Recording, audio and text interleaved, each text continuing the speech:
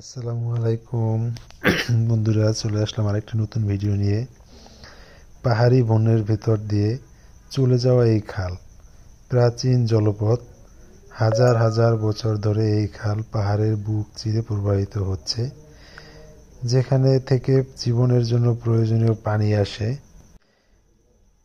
এই খাল শুধু প্রাকৃতিক গহীন স্রোত নয়, এটি এখানকার মানুষের জীবনধারা।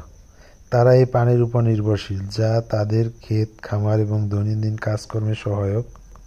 এখানে পাহাড়ের গহীনে লুকিয়ে থাকা অজানা রহস্য, প্রাকৃতিক এক অদ্ভুত শ্বাস, যেখানে পাহাড়ি বনের ভেতর থেকে চলে গেছে এক খাল। চারপাশে সুপারি বাগান, খুবই সুন্দর একটা পরিবেশ। পাহাড়ি পরিবেশ খুবই সুন্দর, নির্মল হাওয়া, অসম্ভব সুন্দর একটি জায়গা। এখানে এটা একটা মসজিদ,